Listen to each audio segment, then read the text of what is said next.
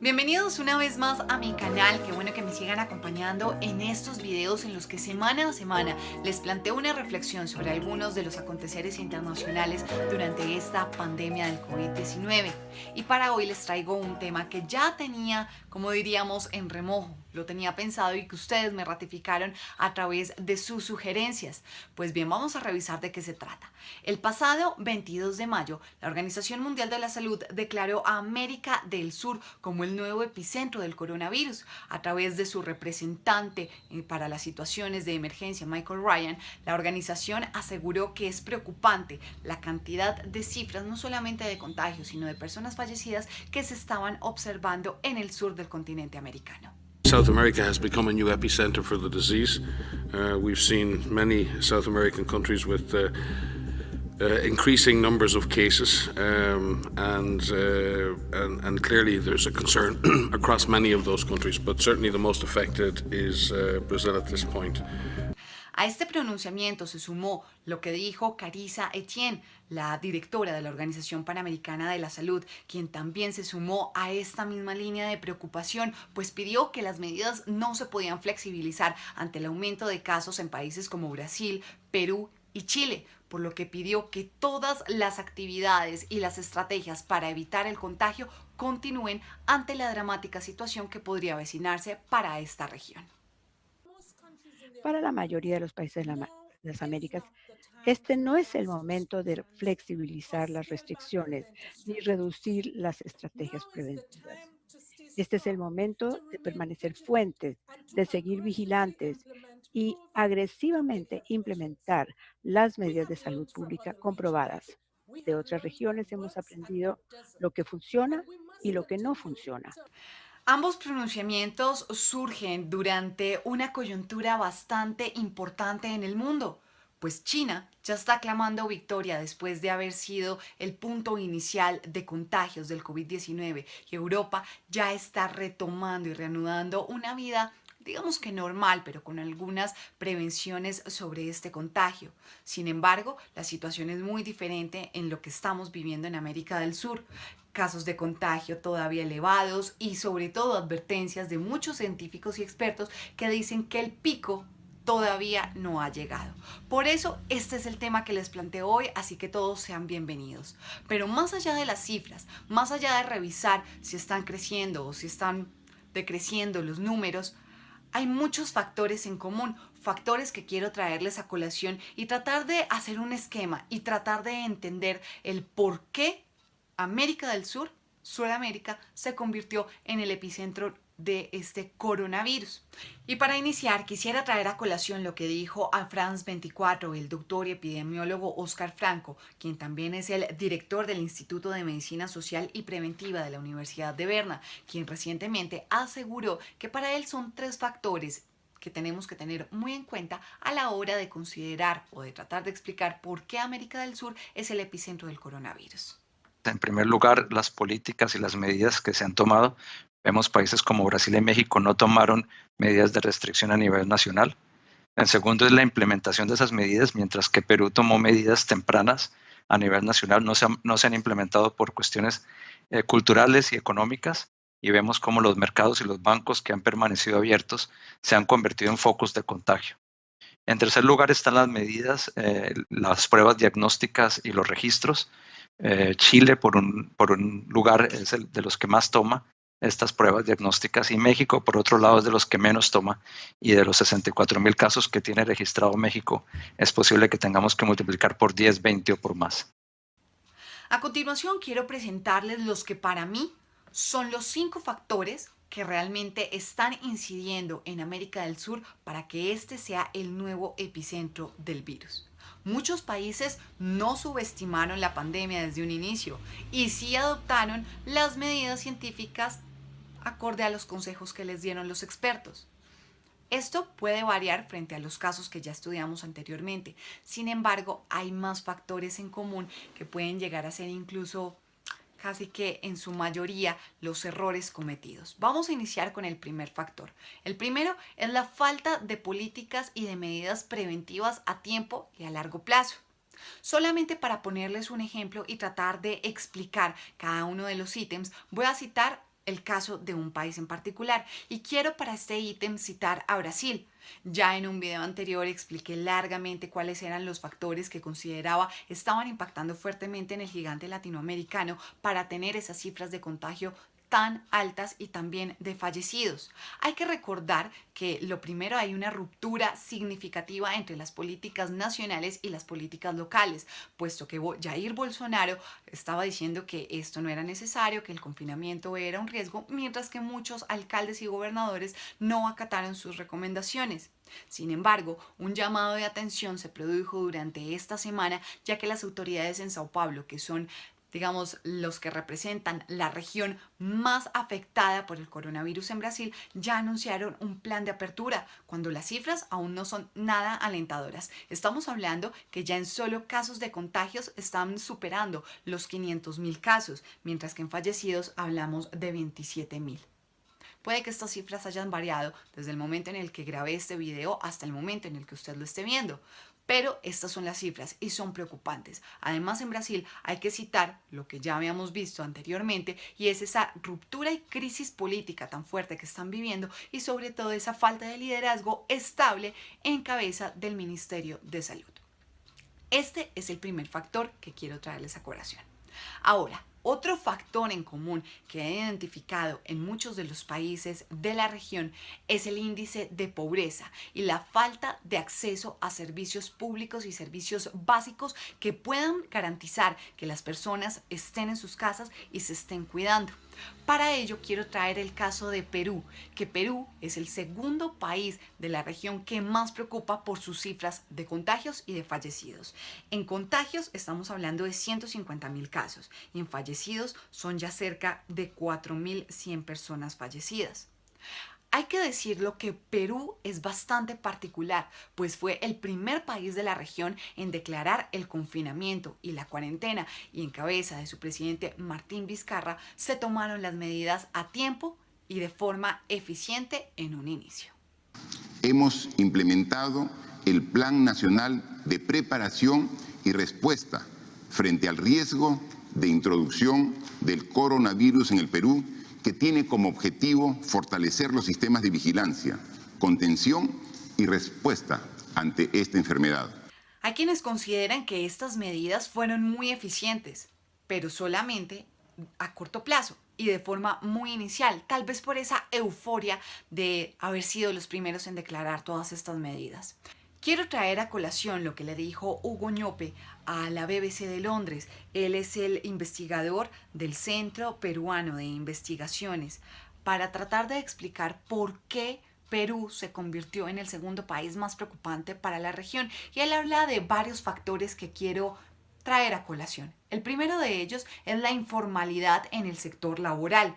El segundo de ellos es la logística para abastecerse tan precaria que tienen los peruanos, pues muchos de ellos ni siquiera tienen un refrigerador para poder almacenar sus alimentos.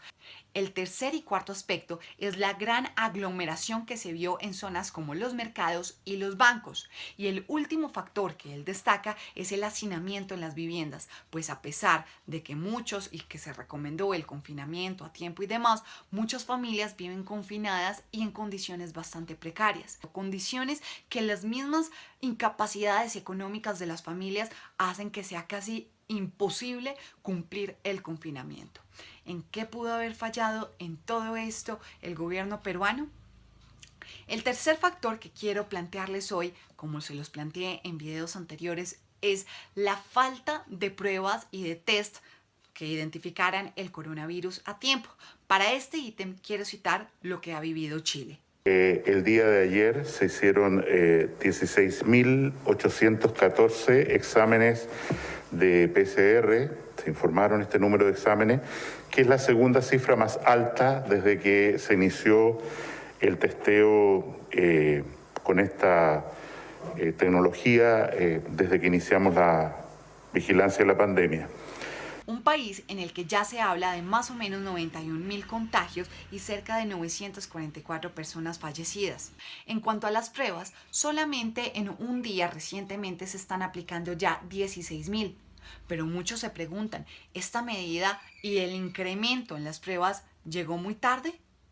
Probablemente sí. De hecho, Chile también adoptó políticas bastante estrictas de aislamiento preventivo, los testeos en zonas aisladas, de forma que ellos pudieran ir viendo de qué manera evolucionaba el virus para poder así adoptar todas sus políticas. No obstante, fueron medidas que funcionaron bien en poblaciones muy pequeñas, pero en el general, digamos en todo el país, esto no fue tan eficiente. Por eso hoy Chile es el tercer país más preocupante de toda la región. Quiero citar también algo que mencionó esta semana el Centro de Investigación Periodística CIPER, y es que advirtió de una falla presentada en Chile, y es que decía que en al menos 4 regiones del país no se estaban tomando los exámenes que había instruido el Ministerio de Salud, sino que por el contrario, el número de pruebas era exageradamente reducido o en algunos casos nulo. Además, hay que señalar que en Chile se le suma un factor social muy fuerte, y es que ese complot social que vimos en el 2019 aún permanece vivo, y esto también está contribuyendo a que allí la crisis por el COVID-19 también se agrave un poco. El cuarto factor que quiero traer a colación es uno de los más delicados y casi que de manera generalizada en toda América del Sur, y es el sistema hospitalario tan precario que quedó en evidencia con esta pandemia. No tenemos cama en UCI, no tenemos cama aquí en el hospital Resola. Los pacientes diarios están falleciendo. No hay resultado de las autoridades. Entonces pedimos de manera urgente, queremos resultados, que nos lleguen los equipos de protección personal. Nosotros lamentablemente tenemos que decir que el porcentaje de contagiados acá en la institución de trabajadoras y trabajadores es un porcentaje muy alto en relación a todos los que se están atendiendo por coronavirus acá en la institución. Somos un poco más del 40%. Yo vengo aquí a brindarle seguridad a la población y ¿qué seguridad voy a dar si yo no sé? No sé, yo también tengo familia. No es posible que nos digan a nosotros que tenemos que utilizar bolsas plásticas para ponernos en los pies para proteger, para hacer que haga parte de nuestra protección. Eso es lo que nosotros les estamos exigiendo al gobierno. Y no continuemos con más casos porque realmente terminan siendo muy dolorosos. Tal vez parece que es el común denominador en todos nuestros países: médicos, enfermeras y todo el personal de salud quejándose por las malas condiciones. Esto nos deja ver entonces una falta de cuidado con el personal médico, también deudas en el sistema hospitalario, falta y fallas en los pagos de los salarios del personal médico, incapacidad para tener tantas personas contagiadas en las unidades de cuidados intensivos, faltan camas, pero sobre todo, y uno de los casos más delicados, los contagios en el personal médico. ¿Qué ha fallado? Es casi que la queja recurrente. Este coronavirus lo que ha dejado ver es esa crítica situación. Y solamente para mencionar un ejemplo que es gravísimo por donde se le vea, y es lo que está viviendo Ecuador, que en este momento ya está sobre los 40.000 casos de contagios y los 3.313 fallecidos.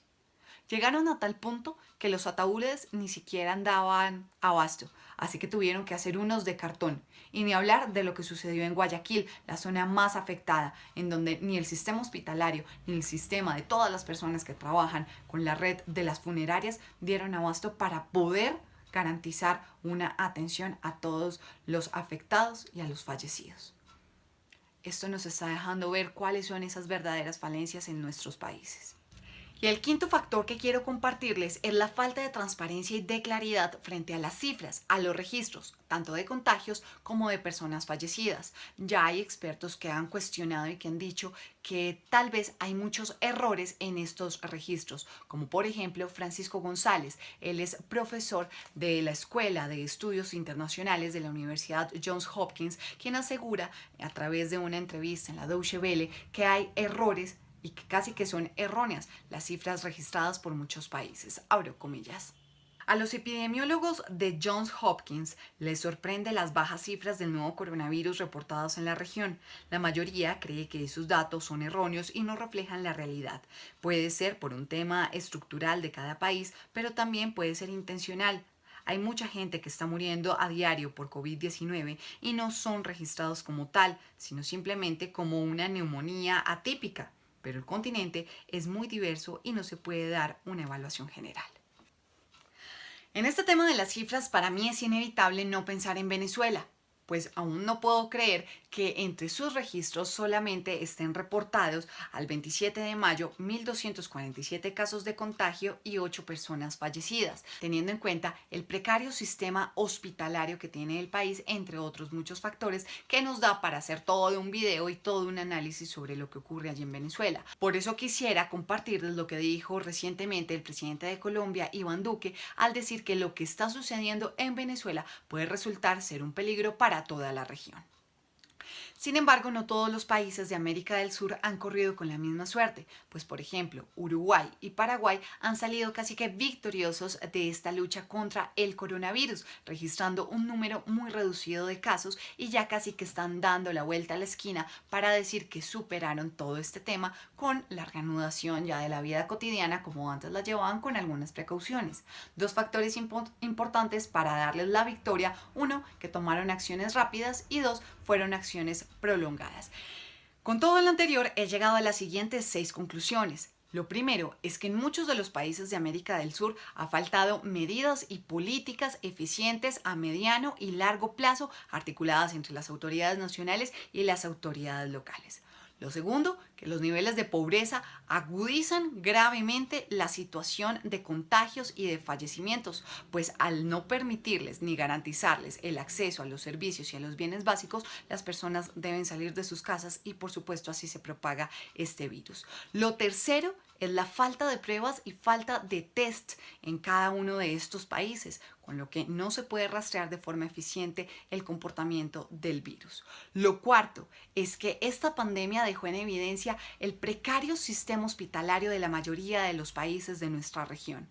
Lo quinto es la falta de transparencia y de claridad en las cifras y en los registros, tanto de contagios como de fallecidos. Y mi última conclusión es que la mayoría de personas no han hecho caso a las recomendaciones de las autoridades ni a los consejos de los científicos y de los expertos. De esta manera entonces concluyo mi 6º video. Gracias a todos por haber llegado hasta aquí. No olviden suscribirse a mi canal y por supuesto dejar sus comentarios para que podamos enriquecer esta conversación, por supuesto siempre dentro de un margen de respeto. Recuerden suscribirse por favor, también encontrarme en Twitter como @macamisánchez. Nos vemos la próxima semana con nuevas reflexiones y más contenido.